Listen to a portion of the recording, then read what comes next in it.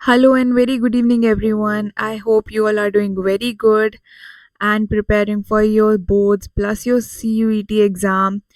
And here we are again with our another video जहाँ पे हम लोग हमारा CUET से रिलेटेड डाउट को क्लैरिफाई करेंगे। बहुत सारे बच्चों के ये डाउट्स रहते हैं कि CUET GAT क्या है, कौन इस एग्ज़ाम को दे सकता है, ये एग्ज़ाम देना कंपलसरी है भी या नहीं। तो हम इस वीडियो में वो सारे डाउट्स क्लैरिफाई करने वाले हैं। सो स्टे ट्यून्ड, अपनी क्लासेस को आप रिपीटेडली देखिए। अगर आपके कोई और डाउट्स हैं तो आप हमसे पूछिए, और जो क्लासेस में हम लोग यहाँ पे बात करेंगे उन क्लासेस को आप रिपीट पे देखिए। काफ़ी सारे डाउट्स आपके वैसे ही क्लियर हो जाएंगे। चलिए पहले देखते हैं जीएटी क्या है। जर्नल एप्टीट्यूड टेस्ट जिस बारे में हम लोग बात करते हैं वो क्या है, इसमें हम क्या कंसिडर करते हैं। पहली बात देखो, ये आता है आपका सीयूईटी के सेक्शन 3 में। ठीक है, तो आप इससे एक चीज़ एक आइडिया लगा सकते हैं कि सीयूईटी कितना इम्पोर्टेंट है, उसके कितने ज़्यादा होराइजन्स है, वो ऑक्टोपस की तरह उसके कितने साइड्स हो चुके हैं, कितने हाथ हो चुके हैं। ठीक है, तो सीयूईटी की प्रिपरेशन आपके लिए कितनी मैंडेटरी बन जाती है, हम यहाँ से देख सकते हैं। अगर आपको अंडर ग्रेजुएट कोर्सेज में एडमिशन लेना है तो सीयूईटी आपके लिए बहुत बहुत बहुत इंपॉर्टेंट बन जाता है। ठीक है, उसके बाद हम देखते हैं सीयूईटी जीएटी किस लिए है।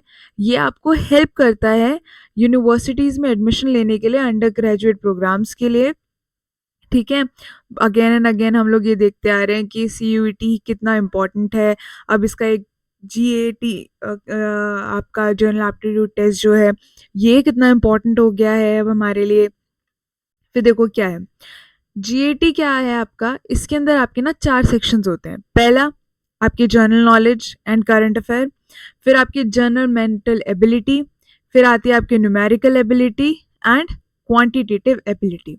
ठीक है, ये सारी चीज़ें क्या है, ये आप ये यूजुअली ना अपने आपकी जो आपने पूरी स्कूल लाइफ में पढ़ा या आप बाहर से फॉर्मली या इनफॉर्मली जो भी आप नॉलेज गेन करते हो, ठीक है, वो आपका सारा जनरल नॉलेज के अंदर आ गया। करंट अफेयर, डेली अफेयर, जो आपका साल भर में जो कुछ हुआ, वो सारी चीज़ें आपकी इम्पॉर्टेंट जो भी न्यूज़ रही, ये सब आपका करंट अफेयर में आ जाता है। मेंटल एबिलिटी की हम लोग बात करें तो ये आपकी लॉजिकल रीजनिंग चेक करता है कि आप, ठीक है, मतलब यहाँ पे देखो, एक होता है आपको क्वांटिटेटिव रीजनिंग, एक ये मेंटल एबिलिटी में क्या होता है कि आप किसी चीज़ को कितना समझ पा रहे हो। ठीक है, अगर आपके सामने एक सिचुएशन रख दी गई है, एक पैराग्राफ रख दिया गया है, तो आप उसको कितना समझ पा रहे हो, तो वो यहाँ पे हम लोग बात करते हैं। फिर न्यूमेरिकल एबिलिटी के अंदर आपकी बेसिक मैथ्स यहाँ पे चेक हो जाती है। ठीक है, बहुत डिफिकल्ट नहीं होता, इट इज़ वेरी ईजी। अगर आप अपनी प्रैक्टिस करते हो साथ के साथ तो बहुत ईजीली आप इस चीज़ को क्रैक कर सकते हो। फिर हम लोग क्वांटिटेटिव रीजनिंग की बात करें तो रीजनिंग देखो, रीजनिंग में कहती हूँ आपको, अगर रीजनिंग आ गई है तो आप की अंडरस्टैंडिंग काफ़ी हद तक हम आप बिलीव करते हैं कि आपका आईक्यू लेवल काफ़ी अच्छा हो चुका है। ठीक है, तो ये सारी चीज़ें जो है ना, ये आपकी एक जो बंधा बंधाया आपका जो 12th तक का आपका जो सिलेबस है उससे अलग होती है, इन्वॉल्व्ड होती है, बट अगर हम एज अ कॉन्सेप्ट देखें तो ये अलग है। लेकिन आया हो ये सारा का सारा डिराइव कहाँ से होके आ रहा है, आपके सिलेबस से रहा है। ठीक है, तो इतना कोई अलग से टॉपिक नहीं है कि आपको आपने कभी देखा ही नहीं, आपको कोई आइडिया ही नहीं है। No, this is all from your text books और जो भी आपने आज तक पढ़ा है। ठीक है, अब देखो इसका डिफिकल्टी क्या होती है, मॉडरेट टू हाई लेवल होता है। ठीक है, इजी भी होता है, इतना कोई मतलब हाई लेवल यहाँ पे मेंशन है but it is not that difficult. ये इजी टू मॉडरेट ही होता है, इतना ज़्यादा मतलब आपको पैनिक करने की ज़रूरत नहीं है। It is a good exam. अब सीयूईटी जेईटी का क्या यूज़ क्या है, ये क्या करता है, ये इवैल्यूएट करता है आपकी प्रोफिशिएंसी किस में, आपकी जनरल नॉलेज में, करंट अफेयर में, मेंटल एबिलिटी, न्यूमेरिकल एबिलिटी और रीजनिंग में। वही चीज़ें जो हमने ऊपर मेंशन की थी, जो आपके 4 सेक्शंस हैं, ये वहाँ पे आपकी वो चेक करने के लिए आपकी आपका इन फील्ड्स के अंदर आपकी कितनी नॉलेज है। क्योंकि देखो कई बार क्या होता है, कुछ बच्चे होते हैं जो अपने सिलेबस से मतलब इतना प्रभावित नहीं होते हैं, अपने सिलेबस को इतना अच्छे से नहीं पढ़ते हैं, बट उनकी ना नॉलेज, आउटर नॉलेज जो होती है वो बहुत होती है, उनको नॉलेज गेन करना बहुत पसंद है, लेकिन हमारी टेक्स्ट बुक्स के अंदर जो नॉलेज है वो उनको बोरिंग लगती है। तो ये वाला जो एग्जाम है ये आपको वहाँ हेल्प करेगा कि आपकी बाहर की नॉलेज कैसी है। कुछ बच्चे ऐसे होते हैं जिनकी मैथ्स काफ़ी अच्छी होती है, काफ़ी अच्छी होती है, लेकिन वो maths as a subject school में स्कोर नहीं कर पाते, लेकिन उनका दिमाग वैसे बहुत चलता है। तो यहाँ पे सोचो आपकी वो न्यूमेरिकल एबिलिटी यहाँ कितनी काम आने वाली है। आपको प्रॉब्लम सॉल्व करना आता है, ठीक है, आपके सामने क्वेश्चन दे दिया गया है रीजनिंग का, सिटिंग अरेंजमेंट या कुछ भी, आप जो भी हमारा क्वेश्चंस टॉपिक होते हैं हमारे, हम आगे देखेंगे अभी क्या क्या टॉपिक्स हमारे पास आते हैं, तो उसका दिमाग वहाँ बहुत चल रहा है। तो आप लोग ये सोच सकते हो कि सीयूईटी जीईटी का एग्जाम कितना यूजफुल है। ठीक है, अगर आपसे अपने सिलेबस के अंदर आपको लग रहा है कि हाँ मुझे थोड़ा डाइसी लग रहा है, मैं नहीं कर पाऊंगा, तो आपके लिए ये कितना अच्छा ऑप्शन बन जाता है। देखिए अब आ जाता है हमारे सामने सीयूईटी 2025 का सिलेबस, जो आपका जर्नल टेस्ट के लिए रहेगा। उसमें क्या है आपका, अगेन वही सारी चीजें हैं, आपकी general knowledge, current affair, journal mental ability, numerical ability, quantitative reasoning. देखो अब क्वांटिटेटिव रीजनिंग में क्या है, आपकी बेसिक एप्लीकेशन है मैथमेटिकल कॉन्सेप्ट्स का, जिसमें आपका arithmetic, algebra, geometry, menstruation, stats, ये सब आपके आ जाते हैं, जो भी आपको क्लास 8 तक आपने पढ़ा है। तो सोचो आपने 8 तक जो पढ़ा है, अभी आप क्लास 12th के बच्चे हो, तो मतलब आज की डेट में अगर आप सोचते होगे when you pick up anybody like any book from class 8, आपको कितनी इजी लगती होगी, है ना, क्योंकि अब देखो अब 4 साल बड़ी क्लास हो गई है आपकी, वो चीज़ें आप पढ़ के छोड़ चुके हो, आप उससे डिफिकल्ट चीज़ें पढ़ रहे हो। तो यहाँ पे देखो टिल क्लास 8 की बात हो रही है, तो isn't it very easy for you. तो अब उसके बाद हमारे पास दूसरा है logical reasoning and analytical reasoning. आपकी लॉजिकली आप कितना सोचते हो, आपको आपका दिमाग किस हिसाब से चल रहा है उन क्वेश्चंस को लेके, आप कैसे सॉल्व कर सकते हो उनको। ठीक है, अब देखिए हमारे पास कुछ की पॉइंट्स जो आपको पता होने चाहिए। ठीक है, पहला पॉइंट हम लोग देखते हैं कि it is important to note कि section 3 is not compulsory for all candidates. ये डाउट बहुत बच्चों को रहता है कि क्या मुझे सेक्शन 3 जीएटी देना ही देना है। सो नो, ऐसा कोई कंपल्शन नहीं है, वो डिपेंड करता है university to university, program to program. वही हमारा सेकंड पॉइंट कहता है कि जो बच्चे ये टेस्ट देंगे वो ये देखें कि आपको जो डिग्री परस्यू करनी है वहां पे ये एग्जाम है या नहीं है। ठीक है, आपको अगर कोई डिग्री, आपके लिए एक पर्टिकुलर डिग्री आपको करनी है, आपने अपना देख लिया कि हाँ मुझे इस साइड जाना है, तो वहां पर ये सीयूईटी जीएटी का एग्जाम मांग रहा है या नहीं मांग रहा है। उसके बाद हमारा आ जाता है कि आपको देखो जो भी आप यहाँ पे सारा प्रोसीजर देखेंगे, ठीक है, तो उसके अंदर आपको क्या करना है, हर एक चीज को ना बहुत केयरफुली रीड आउट करना है। ठीक है, ताकि आपके डाउट्स भी क्लियर हो जाए।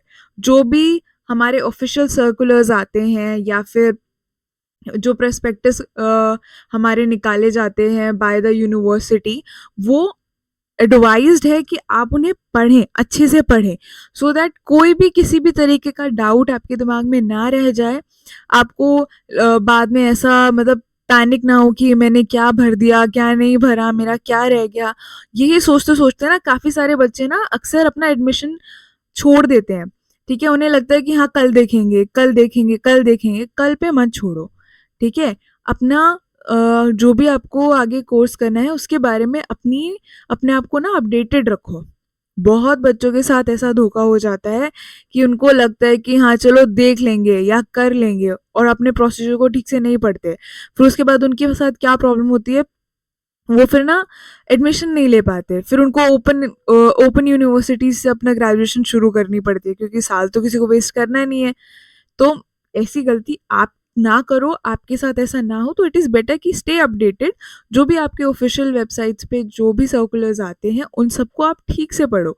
जो प्रोस्पेक्टस या कुछ भी ऐसी पीडीएफ्स आपके पास अवेलेबल हो रही हैं ऑफिशियल वेबसाइट से, तो उनको आप अपने मतलब उनको आप थॉरली पढ़ो। ठीक है, और कोई डाउट्स होते हैं तो आप हमसे कमेंट सेक्शन में उनसे पूछ सकते हो। अब देखिए, अब हमने ना टॉपिक वाइज इनको डिवाइड किया है, तो हमने फिलहाल इसको ना 3 टॉपिक्स में रख दिया है। यही 3 टॉपिक्स को जो सब टॉपिक्स है, यही सारा का सारा मिला के ना आपके वो 4 टॉपिक्स आ जाते हैं। ठीक है, पहला हमारे पास है जनरल नॉलेज या करंट अफेयर। इसके अंदर क्या आएगा, आपकी जनरल नॉलेज ज्योग्राफी को लेके, current affairs, discoveries, economics, history, science, ये वाला सारा एरिया जो है आपका किस में कवर हो जाता है, आपके करंट अफेयर्स और जीके में कवर हो जाता है।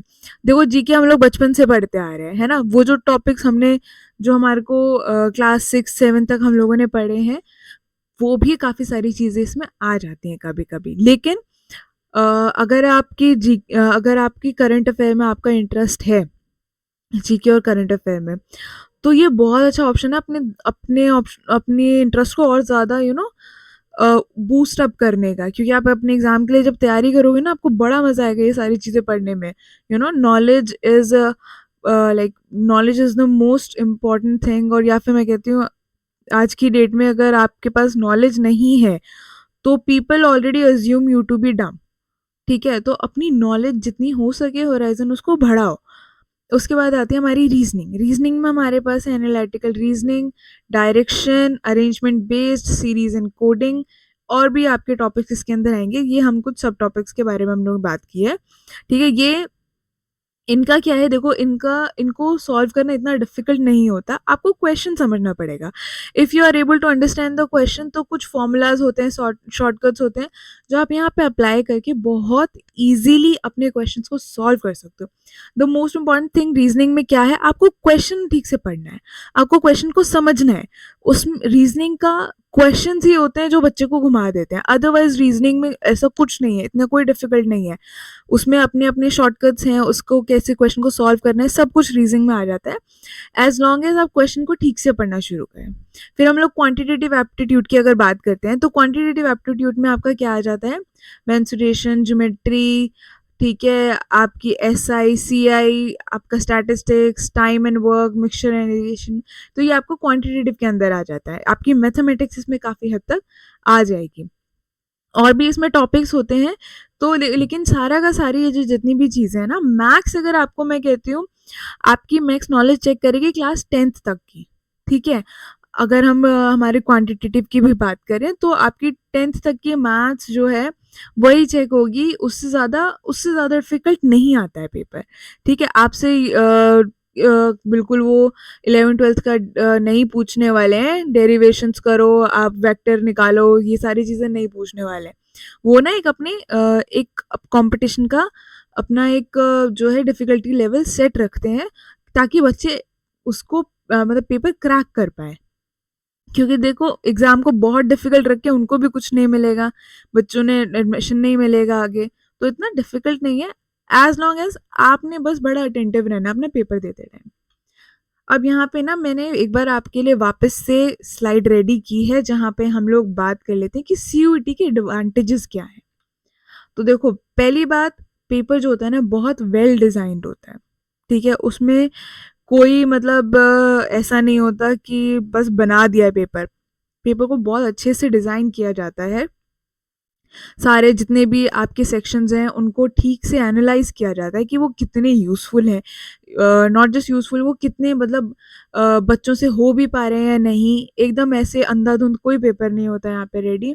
पेपर को बहुत डिज़ाइन, बहुत तरीके से बनाया जाता है, कोर्स स्पेसिफिक बनाया जाता है, तो it is a very good way to get admission. ठीक है, फिर दूसरी बात, सेंट्रलाइज्ड एंट्रेंस एग्जाम है, ये ऐसा नहीं है कि इसको अलग अलग यूनिवर्सिटीज बना रहे हैं, ये सेंटर ले रहा है। लाइक हमारे, अगर मैं बात करूं तो ये जो बॉडी इसको कंडक्ट करती है वो आपकी NTA है, नेशनल टेस्टिंग एजेंसी, और ये ना सेंट्रलाइज लेवल पर एग्जाम को ले रही है। ऐसा कोई बायसनेस यहाँ पे नहीं होगी, यहाँ पे एवरीबडी इज ट्रीटेड इक्वली। वही देखो हमारा सेकंड पॉइंट क्या बोलते हैं, इक्वल अपॉर्चुनिटी मिल जाती है हर बच्चे को, हर बच्चा इस एग्जाम को दे सकता है, एज लॉन्ग एज आपने 12th क्वालिफाई किया हो। ये बहुत इंपॉर्टेंट है, आपकी 12th पास होनी चाहिए। फिर दूसरी चीज़, सिंप्लीफाइड एप्लीकेशन प्रोसेस है, कोई कॉम्प्लिकेटेड प्रोसेस नहीं है। ठीक है, बहुत मतलब जो भी आपके डाउट्स हैं, जो कुछ भी है, वो अपने ये सारे प्रोस्पेक्टस में लिखते हैं, गाइडलाइंस में लिखते हैं, आपको कैसे पेपर को, आपको कैसे फॉर्म फिल करना है, ये सारी चीज़ें ना बहुत क्लियरली मेंशन करते हैं। तो ऐसे आपको हर जगह भागना नहीं पड़ेगा, आप इनकी ऑफिशियल साइट से जो सर्कुलर्स गाइडलाइंस है वो आप पढ़ के अपना फॉर्म वॉर्म भरो। आप सारी आगे एडमिशन प्रोसीजर को अगर ध्यान देते हुए चलो तो बहुत इजी हो जाता है। फिर हम लोग देखते हैं कि देखो मल्टीपल एग्जाम्स जो होते थे पहले, क्या होता था हर यूनिवर्सिटी लाइक मोस्टली यूनिवर्सिटीज अपना अपना एग्जाम अलग रखते थे। और उसके बाद क्या होता था, बच्चा ना कंफ्यूज हो जाता था कि मैं किसका एग्जाम दूं, मैं कौन से फॉर्म्स भरूं, मेरे को कौन सी यूनिवर्सिटी में एडमिशन मिल सकता है नहीं मिल सकता। अब क्या हो गया, सीयूईटी आ गया, तो अब ना सेंटर लेवल पे वो एक्सेप्टेड है बहुत, not just government universities, in fact बहुत सारी आपकी जो है प्राइवेट यूनिवर्सिटीज भी सीयूईटी के एग्जाम को एक्सेप्ट करती है।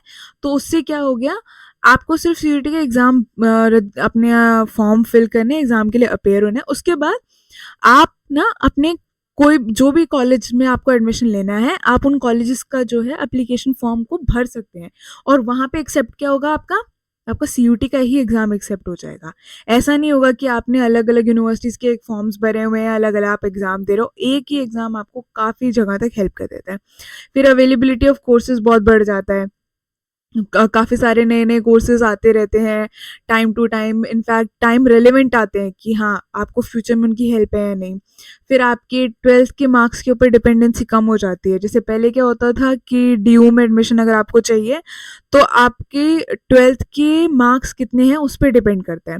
अब सीयूटी आने से क्या हो गया कि ट्वेल्थ के मार्क्स की रह गई है अब आपकी एलिजिबिलिटी, कि आप इतने इतने परसेंट आप में होगी तो एलिजिबिलिटी होगी। उसके बाद कहीं ना कहीं मेरिट में थोड़ा फर्क आता है, लेकिन इतना कोई बहुत ज़्यादा फर्क नहीं आता है, क्योंकि अब आप एक अलग से एग्ज़ाम दे रहे हो तो वो एग्ज़ाम आपको हेल्प करता है। So thank you every one and prepare well. I hope आप सब बहुत अच्छा एग्ज़ाम करेंगे। So stay tuned.